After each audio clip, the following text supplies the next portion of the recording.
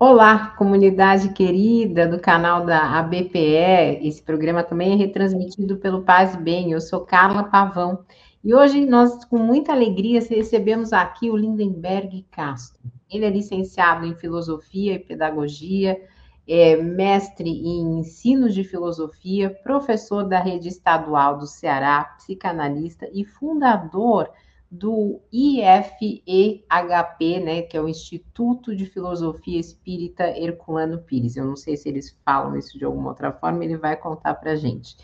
Então, primeiramente, muito bem-vindo, Lindenberg, com muita alegria que nós te recebemos aqui. Como é que você está? Oi, Carla, tudo bem? Saudação para todas as pessoas que acompanham, né, o canal da BPE e também do Paz Bem.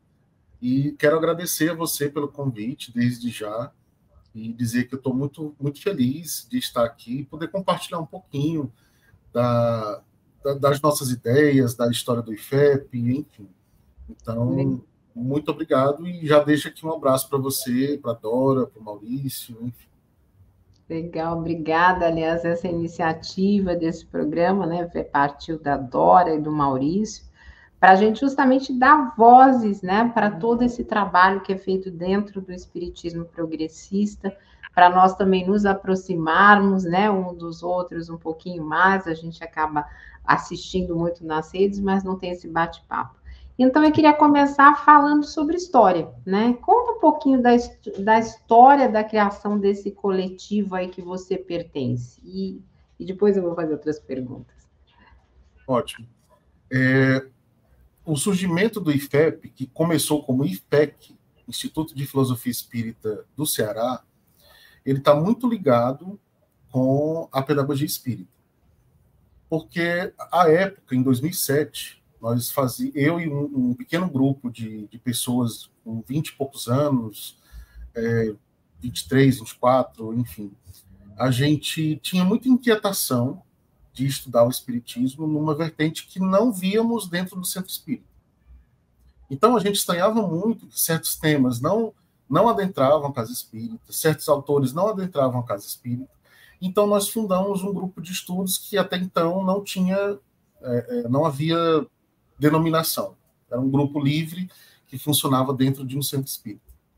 No mesmo ano, nós tivemos a oportunidade de conhecer a Dora, no Congresso Nordestino de Pedagogia Espírita, que foi realizado aqui em Fortaleza. E para nós, assim, foi uma virada de chave gigantesca, né? Porque aí a gente conversou com a Dora, a gente conversou com o Alessandro Bigueto, a gente assistiu às palestras. À época, aqui, nós tínhamos o Instituto de Pedagogia Espírita do Ceará, então fazíamos muitas parcerias com eles também. Então a gente se fortaleceu para continuar nesse caminho, o caminho de uma autonomia que nós não víamos dentro do movimento federativo. Em 2009, finalmente a gente funda o então IFEC, que depois viria a se tornar o IFEP. E a gente escolheu a data do dia 25 de setembro, que é a data de nascimento do Herculano Pires. Né? Então, este ano, a gente completa 15 aninhos de existência. E aí, nesse percurso, né, os dois primeiros livros que a gente estudou foram a Pedagogia Espírita, do Herculano, e depois a Pedagogia Espírita, da Dora. E aí a gente foi percebendo que era uma veia nossa, assim, era uma habilidade. E a gente mantém essa habilidade até hoje, de fazer um letramento filosófico a partir do estudo de obras completas. Né? Inclusive, já aproveito para mencionar que nós vamos começar o estudo desse livro da Dora, sobre o Herculano, a construção do reino, no próximo dia 4. E aí a gente faz uma mediação de maneira que todos possam acompanhar, mesmo que a pessoa não seja da área de humanas, da área de filosofia. O letramento filosófico é uma das nossas principais características. Né? E eu esperei 15 anos, mais ou menos, 16 anos, para fazer um curso de pós-graduação em Pedagogia Espírita. Porque eu só pude fazer quando ele ficou, né, nas plataformas. Né? Uhum. Então, de maneira resumida, esse é um pouquinho da nossa história. Legal. Então você é um dos fundadores do IFEP, né? Agora eu acertei o Isso. nome. Você é Isso. um dos fundadores do IFEP. É curioso, né? Porque a Dora traz essa virada de chave para a gente, né? Uhum. Quando eu a conheci, eu também estava ligada ao movimento conservador tradicional dentro de uma grande federação há mais de 30 anos. E eu fui fazer o convite para o Paz e Bem. Ela veio para o Paz e Bem.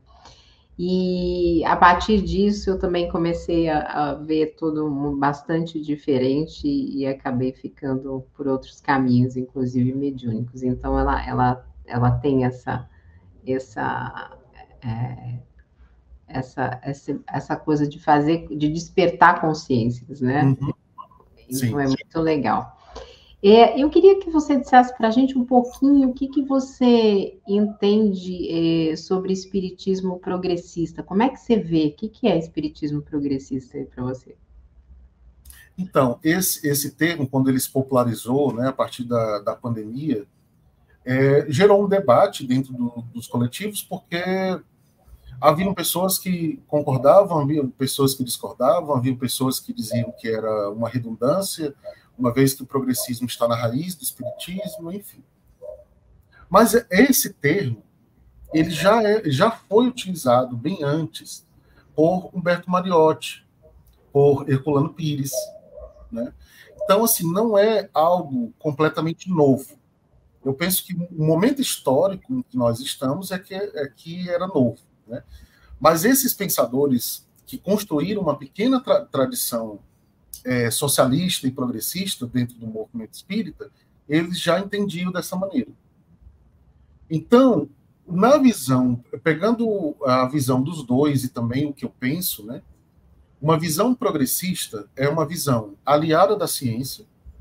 Então, o diálogo com a ciência vai ser sempre um diálogo crítico, não de aceitação plena e nem de invisibilização ou cancelamento da ciência, mas um diálogo crítico. Né?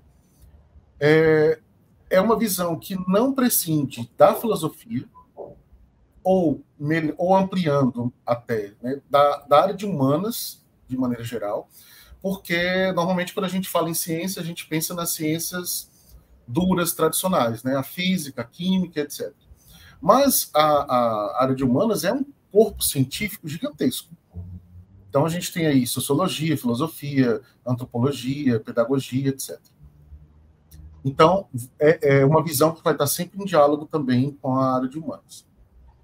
Do ponto de vista espiritual, e alinhando isso com uma perspectiva de cidadania, uma visão progressista também vai nos ajudar a não aceitar as visões conservadoras, liberais que estão presentes na sociedade. Então, um espírita progressista, ele em tese, ele está muito mais conectado com uma visão de transformação, de luta por direitos, de ampliação do próprio conceito de cidadania, de acolhimento em qualquer lugar onde você esteja no mundo. Aí já pensando na questão também dos refugiados, né? E é alguém que vai valorizar o conhecimento produzido a partir também dos pensadores que vieram antes da gente, inclusive o próprio Kardec. O que a gente vê no movimento espírita tradicional foi uma substituição de Kardec por outros pensadores, médiuns, espíritos, né? Enfim. Então eu costumo dizer que o movimento espírita tradicional não é kardecista, por conta desse contexto. Então, uma outra característica do espiritismo progressista é retomar Kardec. Só que agora com uma visão mais crítica, inclusive quando precisa discordar das ideias de Kardec, ou quando precisa ampliar as ideias de Kardec, como a Dora muito bem faz, né? E outros pensadores também já fizeram. Inclusive, eu quero deixar aqui registrado, porque eu tenho divulgado esse livro em todo lugar que eu vou, porque para mim é um marco. O último livro da Kardec para o século XXI. Para mim, esse livro é um marco, porque ele, depois de alguns anos de amadurecimento do espiritismo progressista, aqui a gente tem as ideias mais fortalecidas, mais maduras. É como se fosse um compilado do que a gente conseguiu aprender nos últimos anos, sabe? Mas, claro, com toda a maestria da escrita da Dora, que é única. Então é isso, uma visão progressista, uma visão preocupada com as transformações. Transformação social, transformação das instituições, transformação da ciência e a transformação do espírito, que não seja por aquele viés tradicional da reforma íntima. Né? Você está fazendo psicologia, né? Eu estou. É uma maravilha, eu pretendo depois fazer também. Eu fiz um curso de formação em psicanálise, né? E aí a gente vê que a transformação da pessoa não tem como se dar pela via da reforma íntima, porque é tudo mais complexo. Então, as nossas questões conscientes, inconscientes, as nossas questões psíquicas, emocionais, elas são extremamente complexas. Não dá para a gente resumir a um simples reformar-se intimamente. E eu, bom, depois quero fazer psicanálise, mas é aquela questão da a reforma íntima, para mim, ela está muito ligada à repressão, né? Que vai lá para o inconsciente, e aí depois volta com mais força, né? Se você for olhar para Freud. Então, e não precisa reformar, né? A gente precisa educar, né? O espírito está lá com as questões dele, com a construção dele, né? O desenvolvimento dele, que é bacana. Então, estamos sem colegas aí na psicanálise e na psicologia. Sim, sim. Você falou de letramento filosófico. Conta um pouquinho como é que é isso para a gente, e depois eu queria saber também o que mais que vocês estão fazendo aí de estudos, de práticas dentro do coletivo. Uhum. A questão do letramento, ela, além da questão do estudo em grupo, então, normalmente tem um mediador que conhece de filosofia, né, que faz essa mediação. Ela engloba não só a transposição didática do livro, então nós já estudamos livros extremamente difíceis, né, mas a gente consegue fazer essa transposição didática para que todo mundo consiga acompanhar sem nenhum problema. Então, normalmente são professores, né? Eu costumo dizer que o IFEP tem um monte de professor, parece que bom. Parece que reuniu ali. Então, isso também ajuda a questão da metodologia. Mas também a gente faz a conexão dessas obras e das ideias que estão contidas nelas com a história da filosofia. Então, a gente traz alguns conceitos de pensadores que se relacionam diretamente com as obras, e aí a gente explica esses conceitos e debate sobre eles. Então, a gente vai criando uma normalização. Né? Esses conceitos vão ficando presentes para as pessoas, de maneira que a gente consegue aprofundá-los sem academicismo, né? Sem esgotar nenhum pensador, né? De uma maneira muito fluida. Uma outra forma do letramento filosófico que a gente faz é a divulgação, a realização de cursos, que aí já não são dos estudos semanais, né? São de cursos com base em algumas obras. Então, no nosso canal no YouTube, por exemplo, a gente tem cursos sobre Mariotti, sobre Herculano, Porteiro, Cosmo Marinho. Nós temos cursos sobre gênero e sexualidade e diversas palestras. Então, a gente vai também trabalhando com essas temáticas em aproximação com a filosofia. Né? Então, a gente vai tentando desmistificar para as pessoas aquela ideia de que, nossa, a filosofia é tão difícil, é tão maçante, é tão, né, complicada. Na verdade, a filosofia pode ser extremamente pop, ela pode ser extremamente acessível, tudo vai depender da metodologia que a gente utiliza. Né? No ensino médio, eu não tive sorte de ter professores de filosofia com essa preocupação. Então, era uma filosofia muito acadêmica. Né? E como professor de filosofia hoje, eu faço o inverso disso. Porque, na verdade, esse conceito de letramento filosófico eu trouxe para o IFEP a partir da minha vivência como professor de filosofia no ensino médio. Então, para o jovem, não adianta eu trabalhar questões da metafísica altamente complexas e que vai precisar de uma de uma abstração muito grande, né? Então é preciso trazer o conceito para perto do jovem e das pessoas, né? Para que a gente possa tornar a filosofia convidativa. Você falou do Kardec para o século XXI. Você acha que esse livro dá para trabalhar a maêutica? Porque Sim.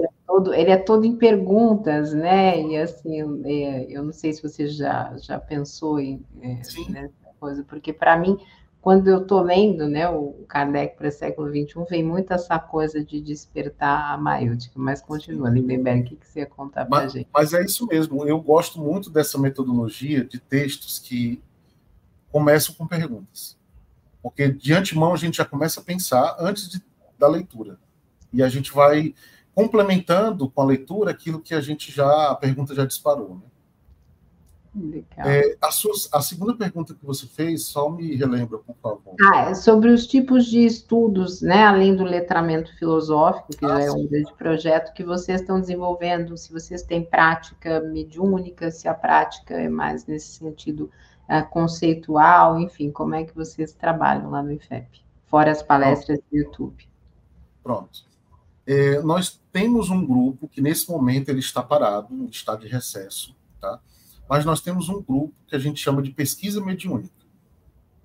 Esse grupo, inclusive, a gente colaborou com uma pesquisa com a CEPA Brasil, com relação às questões de gênero e sexualidade. Né? Então, a CEPA nos passou um roteiro de 15 perguntas e nós nos reunimos, aí tem pessoas de diversos estados e cidades, né? E fazíamos o processo de evocação e interrogação, né, entrevista, melhor dizendo, com os espíritos com base naquele roteiro. E todo o material produzido a gente mandou para a CEPA, e aí eles estão compilando e futuramente talvez até lancem um livro. E a gente achou muito interessante, e a gente continuou esse trabalho, depois da pesquisa da CEPA, a gente continuou com outras temáticas, sempre com essa metodologia, evocação e entrevista. Tanto a gente tem a evocação generalista, que a gente deixa que os espíritos naturalmente se manifestem, mas a gente também faz a evocação direcionada. Então, eventualmente, a gente chama um determinado espírito ou determinados espíritos para explanarem sobre o que a gente está pesquisando. Né? Então, a gente já pesquisou gênero e sexualidade, racismo, educação, movimento espírita, e esse material a gente tem armazenado. Alguns membros já pensaram assim, talvez um dia a gente lance um livro sobre isso, né? Eu não sei, assim, inicialmente nós não temos a intenção direta de publicar, porque eu penso que esse tipo de trabalho precisa de mais maturação. Mas, em todo caso, para nós, né, que participamos do grupo, é um aprendizado gigantesco, assim, algo que, inclusive, a gente não achava que seria possível fazer com o trabalho virtual. E, na verdade a gente vê que é plenamente possível os médiuns costumam dizer que é como se existisse uma egrégora gigantesca conectando todas as cidades em que nós estamos na hora do trabalho. Né? Então, isso é fantástico. Sabe que eu tenho um grupo mediúnico, nós já estamos juntos há 5 anos, né, fazendo uma mediúnica no formato kardeciano aí, e durante toda a pandemia a gente se reuniu online, né, e foi um trabalho muito intenso, porque inclusive em razão de tanto desencarne, né, no Brasil e no mundo, nós intensificamos, normalmente a gente se reúne uma vez por mês, mas aí a gente começou a se reunir 2 a 3 vezes, né? E foi também um amparo muito grande para nós que estávamos naquela situação tão delicada, né? Então esse trabalho, eu acho importantíssimo. Na época eu até escrevi um livrinho sobre esse trabalho, eu depois acabei não publicando, mas eu acho que é um trabalho que futuramente ainda pode dar outros frutos, inclusive porque a gente pode ter convidados dos mais diferentes lugares, né? Então a diversidade fica muito abrangente. Carla, oi. deixa eu aproveitar e fazer só um comentário para eu não esquecer. Claro. Sim. Existe pessoas que trabalham com evocação, e já existem grupos no Brasil e em outros países que trabalham com evocação. E existe uma lógica corrente, que é mais ou menos assim. Você tem que evocar os espíritos superiores. Vou colocar aqui entre aspas. Né? Quem são os espíritos superiores, muitas vezes, dentro dessa lógica que eu estou me referindo? São os espíritos da codificação. Né? Então, Erasto, Santo Agostinho, etc, etc. E essa questão, ela sempre me incomodou. Por quê? Há espíritos que, sem serem altamente evoluídos no sentido moral, detêm conhecimento gigantesco sobre uma determinada área e podem perfeitamente colaborar com aquela área, sobretudo quando a gente inclui uma área que não foi pesquisada por Kardec, como gênero, como as questões étnicas e etc. Então, a gente quebrou com essa lógica. Então, não há necessidade de chamar toda hora espíritos altamente superiores, como dizem, né? Essa nomenclatura também, às vezes, ela moda um pouco, né? Porque nós temos especialistas. Há espíritos que não vão saber falar da sua área fazendo uma mediação com a espiritualidade. Claro, vai depender muito de cada um. Mas há espíritos que conseguem fazer essa relação muito naturalmente. Então, vou dar um exemplo aqui. Nós já tivemos comunicados, né, no nosso grupo de espíritos como Bell Hooks, como o próprio Herculano, Amália Soler, Mariotti, Porteiro, Foucault, Sartre, né? Sem serem espíritos talvez considerados nessa nomenclatura da escala espírita, né? Como da segunda ordem, da primeira ordem, mas eles têm muito a colaborar. Muito. Então, a gente conseguiu quebrar um pouco dessa lógica de que, não, você tem que chamar o espírito superior que coordena o grupo. Primeiro que a gente já quebrou essa lógica na formação do grupo, porque nós não temos um mentor, nós temos 4. É um colegiado. Então, enfim, eu queria deixar registrado esse ponto, porque muitas vezes as pessoas têm receio de fazer evocação de espíritos ditos não superiores, achando que podem ter ali uma interferência, um problema e etc. E, na verdade, pode ser um trabalho extremamente fluido e rico também.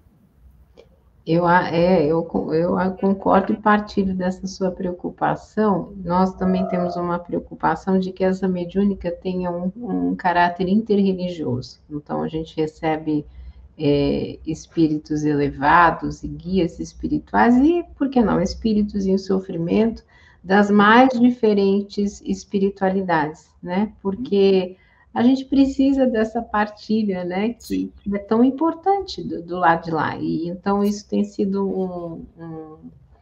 um momento de muito aprendizado, né? E eu não acredito.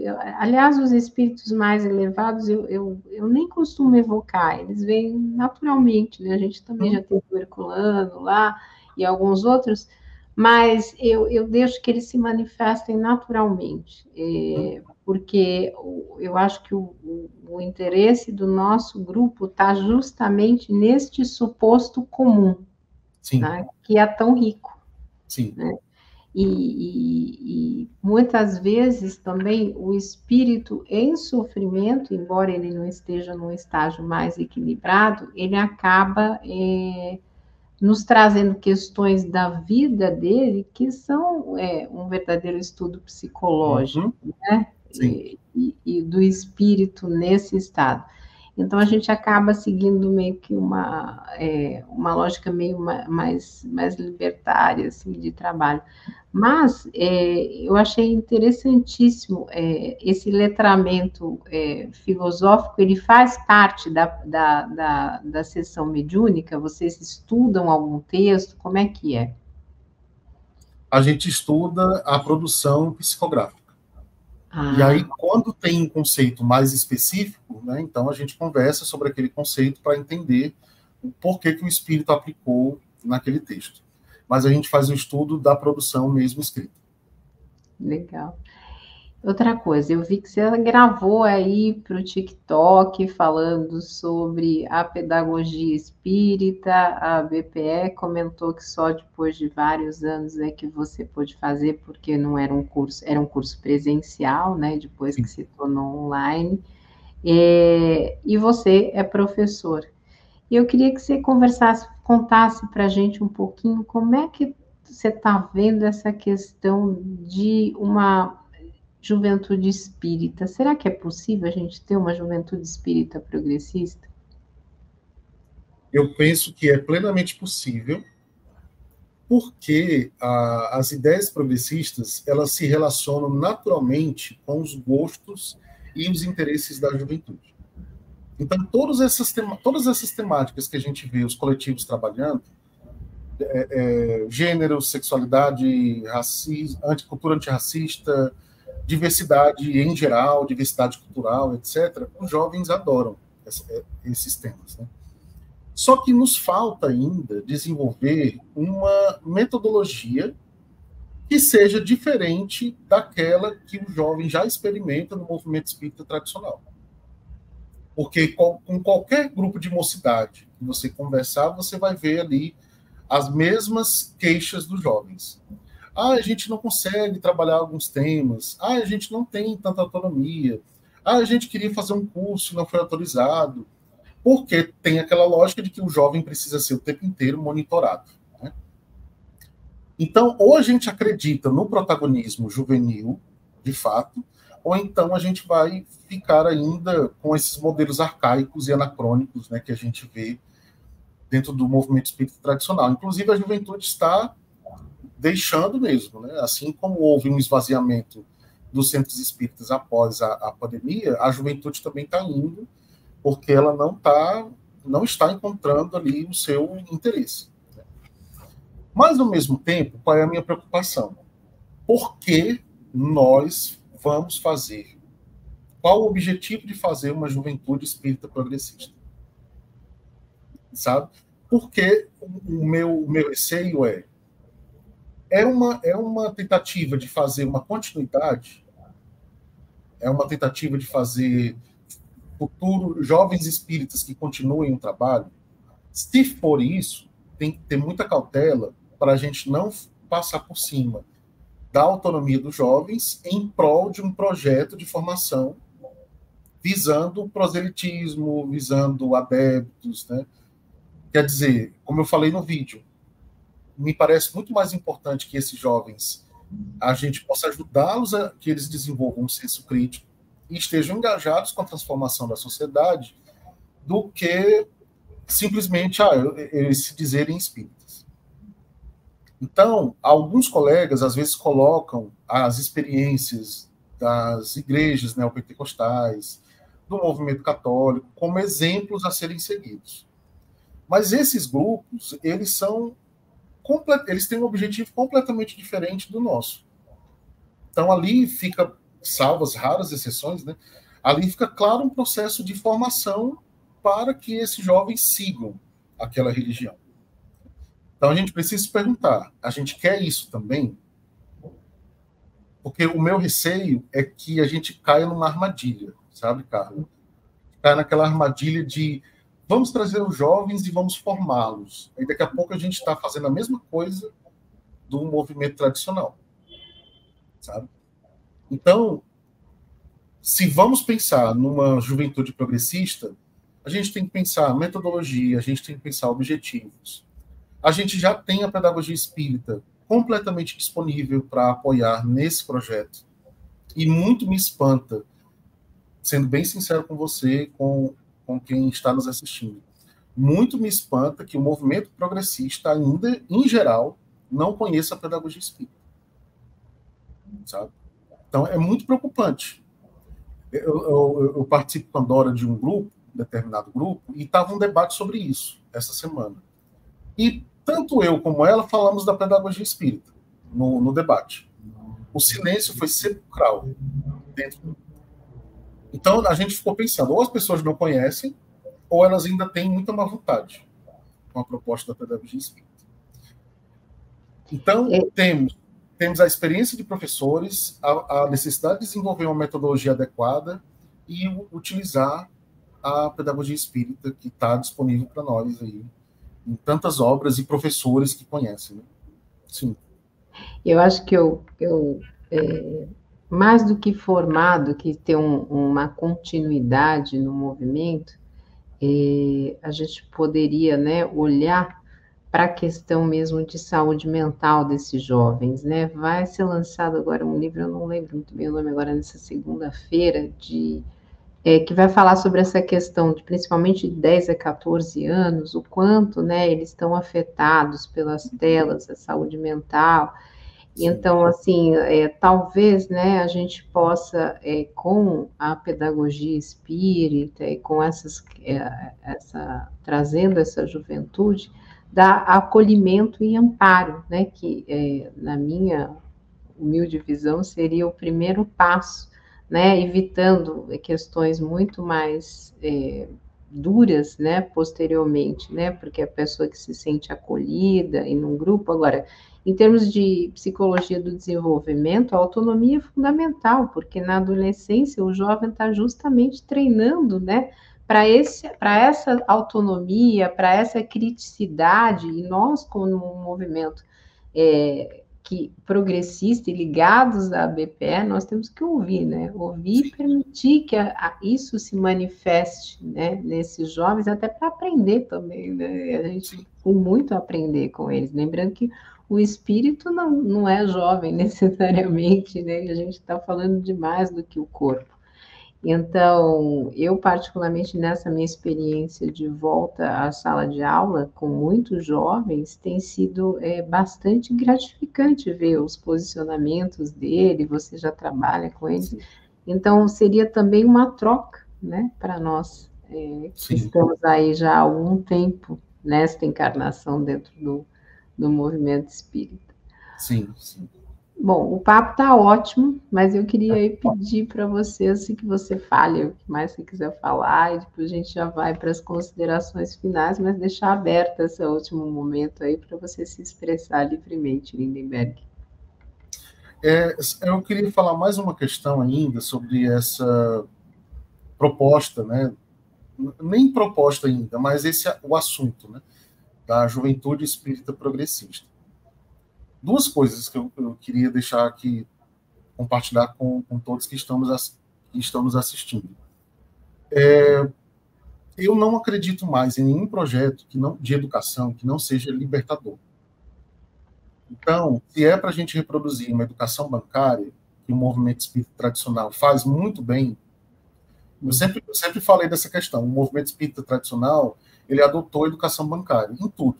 No ESD, no tratamento espiritual, no grupo mediúnico, etc, etc. Então, se é para a gente reproduzir esses modelos, para mim não faz sentido. Então, ou a gente investe tempo, inclusive tempo de maturação, porque eu noto, às vezes, uma pressa em determinados grupos espíritas, eu noto, às vezes, uma pressa. A gente tem que trazer a juventude, tá, mas como? Tudo é um processo de maturação. E aí, como professor, como é que eu me sinto muitas vezes diante desse cenário? Que a educação é muito ainda desvalorizada. Então, as pessoas querem fazer processos educacionais sem conhecer a educação, sem ouvir professor, sem ouvir o especialista que pesquisa aquele tema. Né? Então, fica muito mais difícil, porque as questões não podem ser feitas assim a toque de caixa. Tudo em educação precisa tempo de maturar. Tempo para planejar, para produzir, para fazer e para colher. Então, realmente, isso precisa de uma dedicação mais ampla e com um tempo que não nos apresse, digamos assim. Né? Então, eu queria reforçar essa questão, porque, com certeza, diversas pessoas que vão nos assistir também compartilham da vontade, talvez, né, de pensar numa juventude espírita diferente daquela que a gente vê. Né? Mas o desafio está posto e a gente precisa trabalhar nesse sentido, né? Ter paciência e trabalhar com uma lógica pedagógica, não com uma lógica liberal de formação corrida ou de adesão dos jovens ao espiritismo, pura e simplesmente.